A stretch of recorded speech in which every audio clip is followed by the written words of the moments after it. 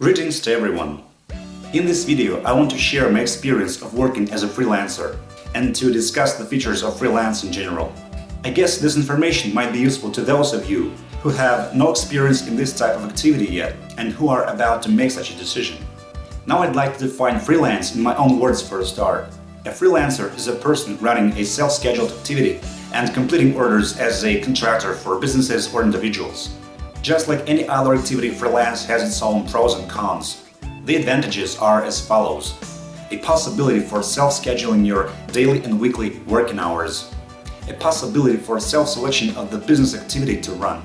Another one is the absence of immediate superiors, yet the presence of obligations to customers. Another advantage is the possibility of working at home, the factor that many freelancers appreciate.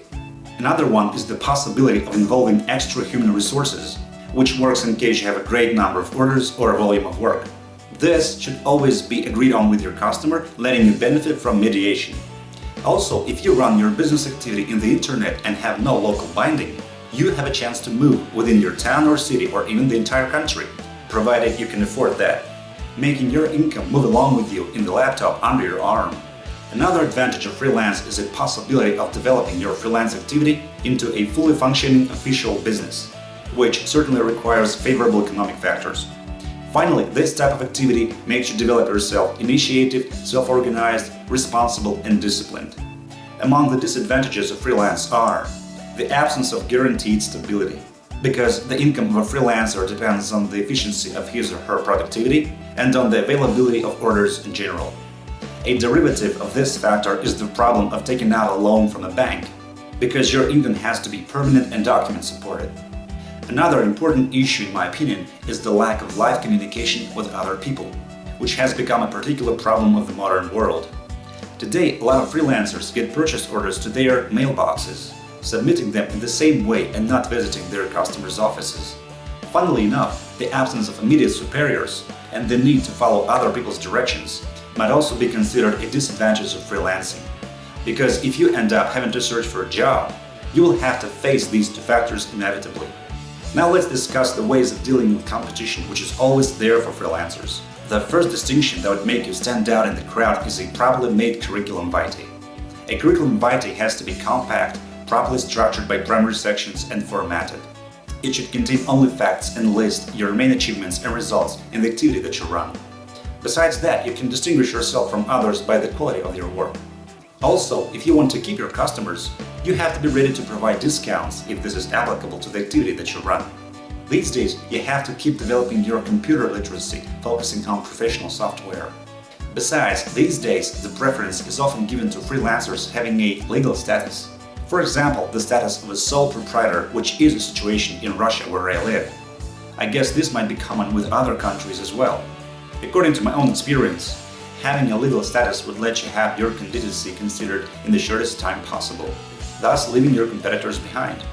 In fact, making the decision of getting a legal status is not something you should be confused about.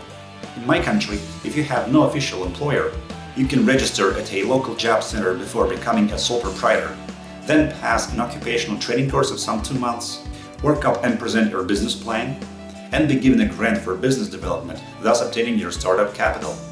Moreover, if the type of activity that I might choose would be among the priority ones for my region, the amount of grant under a particular program might be times more. The advantages of being a legal status freelancer are a possibility of using a simplified tax system if one is available in your country, a nearly 100% chance for you to have your candidacy considered in the shortest time possible, resulting in skill testing or even contract making proposal. Another advantage is a possibility of adding extra activity types to your main one. As they say, the appetite comes with eating, so you never know what other hidden talents might show up after you start running an activity. Having a legal status, you can afford renting an office, hire employees or cooperate with them remotely, thus positioning yourself in the market as an organization. At first, such a prospect might seem unrealistic, but believe me, this is more than feasible. Also, having a legal status lets you act as a local or remote contractor to legal entities, thus expanding your business. Finally, if acting as a legal status freelancer fails, you can always go out of it. According to my own experience, the disadvantages of acting as a legal status individual are not numerous.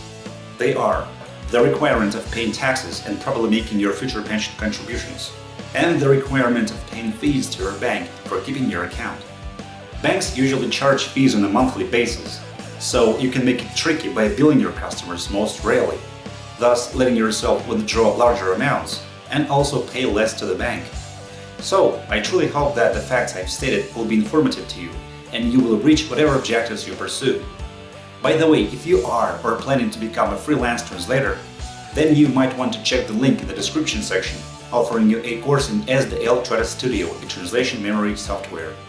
Also, I am planning to start a new YouTube channel on doing different physical and weightlifting exercises at home, which should come up in the other half of 2017. Should you find it interesting, subscribe.